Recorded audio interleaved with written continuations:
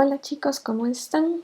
Esta es la clase que corresponde a la primera semana de dibujo 1. He querido dar inicio con una pequeña introducción bastante teórica, pero en la cual vamos a conocer cuáles son las herramientas que necesitamos, los formatos de papel que existen, como cosas básicas como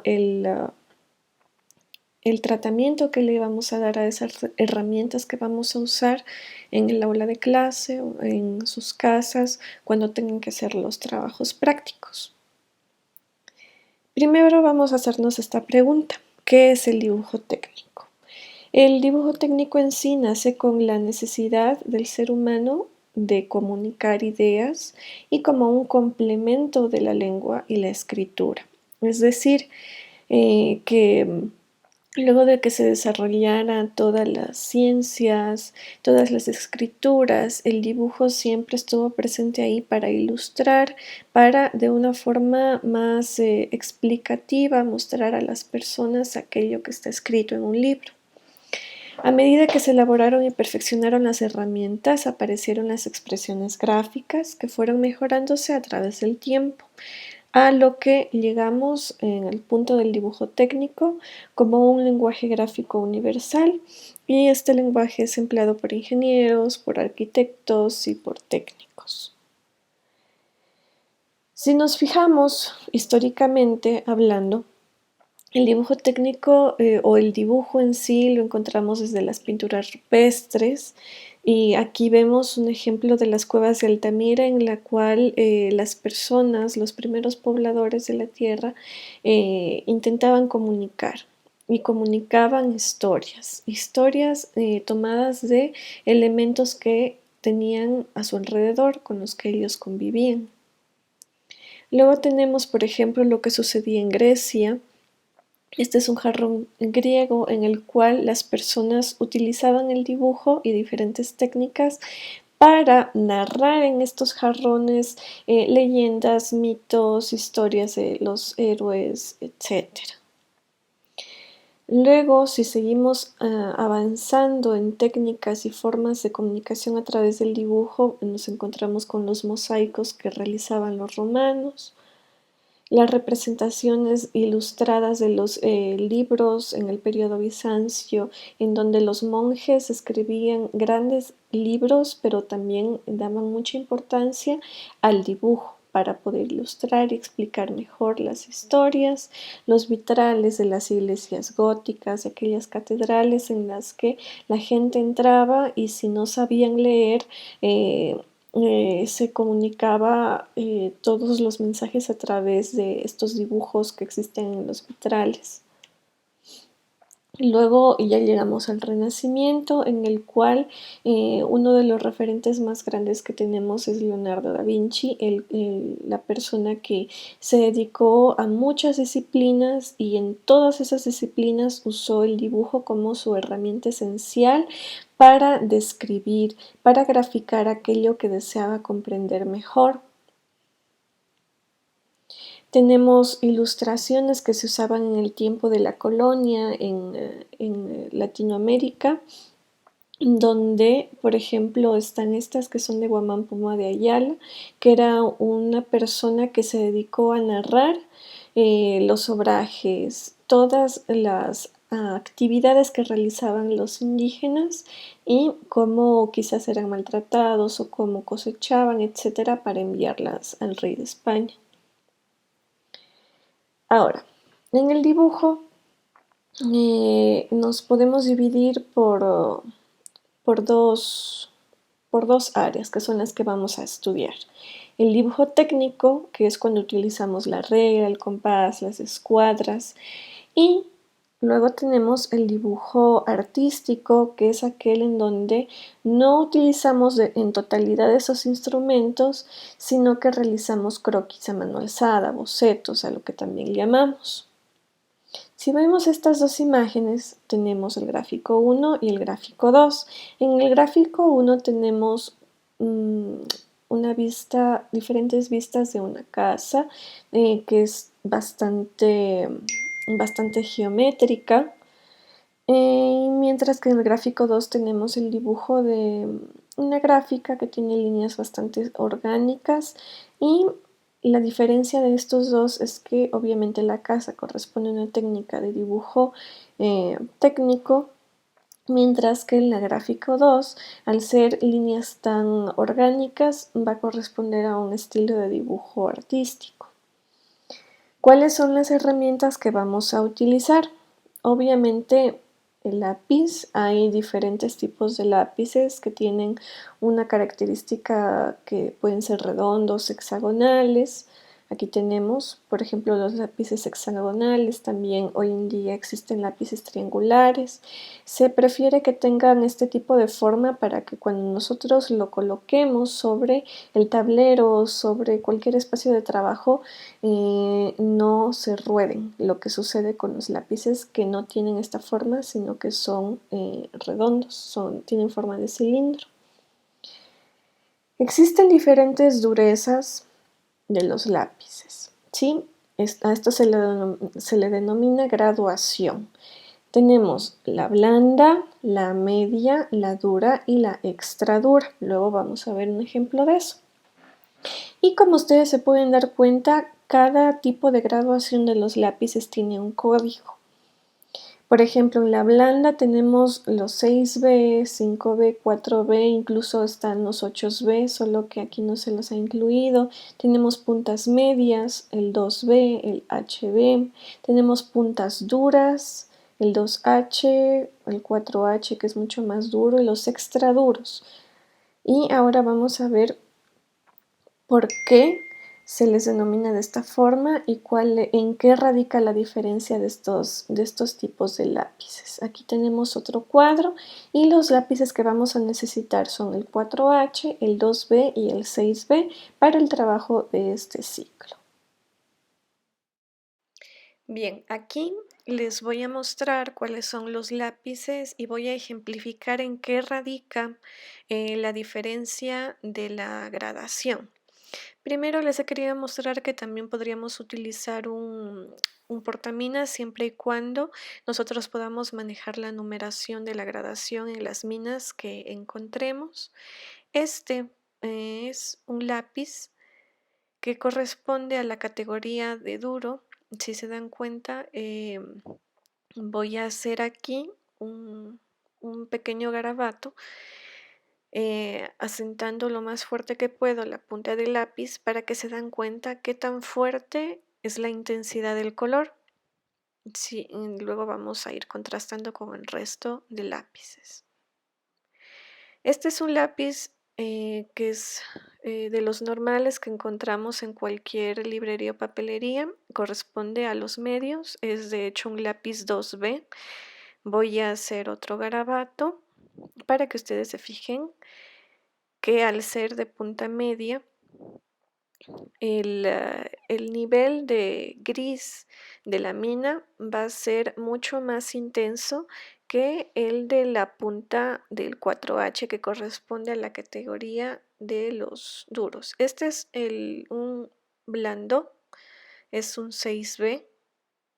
Y ahora también voy a hacer la prueba. Voy a hacer el garabato asentando muy fuerte la punta. Y ahora vamos a poder apreciar cuál es la diferencia entre estos tres niveles de gradación según los lápices que estoy utilizando.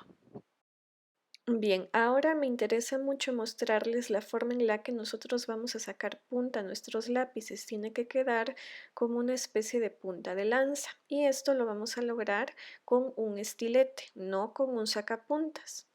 Entonces yo quiero que observen bien el proceso que estoy realizando, porque la forma de sacar punta no es solo desde la parte del extremo del lápiz, sino que vamos a ir procurando que el lápiz consiga una punta bastante fina, pero que simule a esas lanzas que a veces podemos ver en las películas.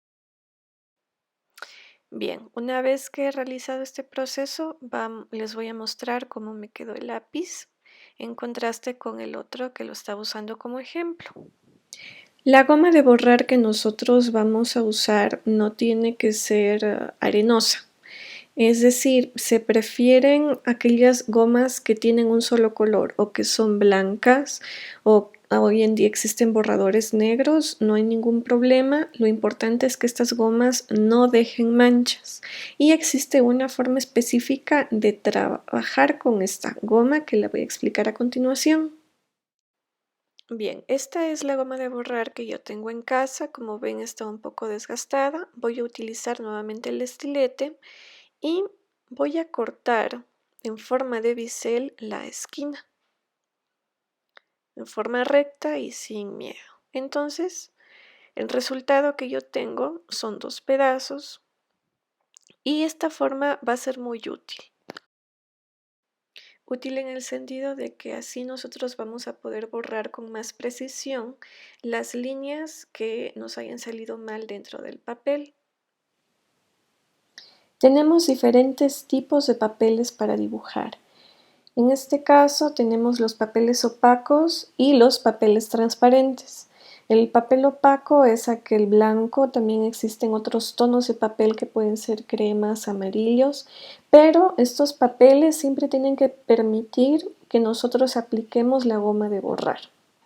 El papel transparente también se le denomina papel vegetal. Este admite, por ejemplo, la tinta, el lápiz, se los pueden raspar. Son papeles que se los utiliza netamente para hacer reproducciones o copias de lo que hacemos en los papeles opacos.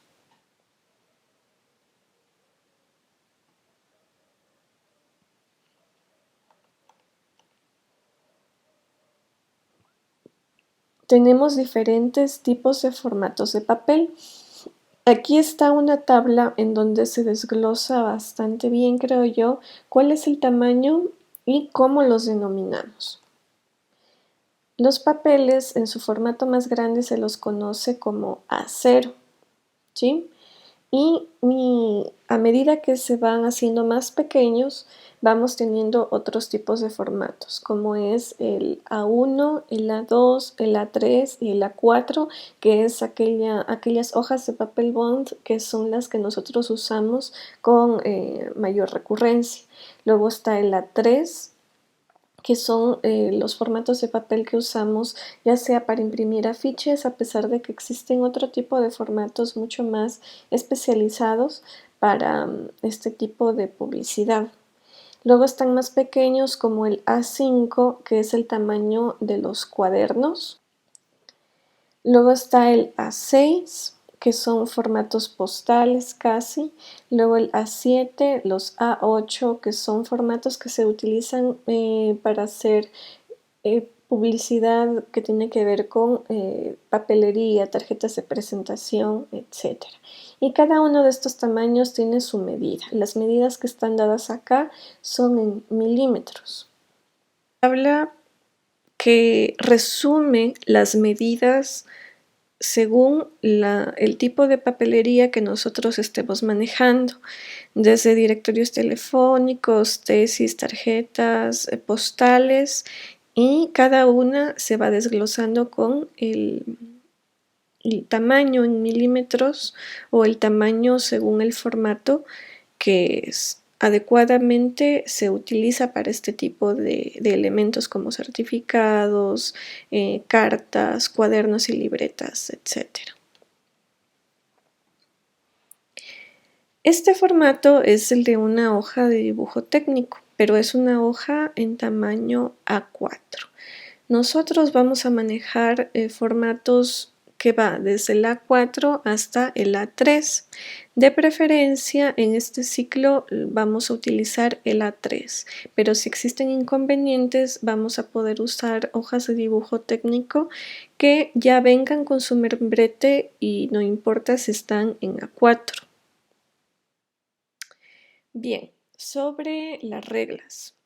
Una regla que vamos a utilizar siempre cuando estemos trabajando es la regla de celuloide, que son las reglas de plástico, esas transparentes. Antiguamente se utilizaban reglas de madera, pero eran muy inexactas en lo que tiene que ver con las medidas.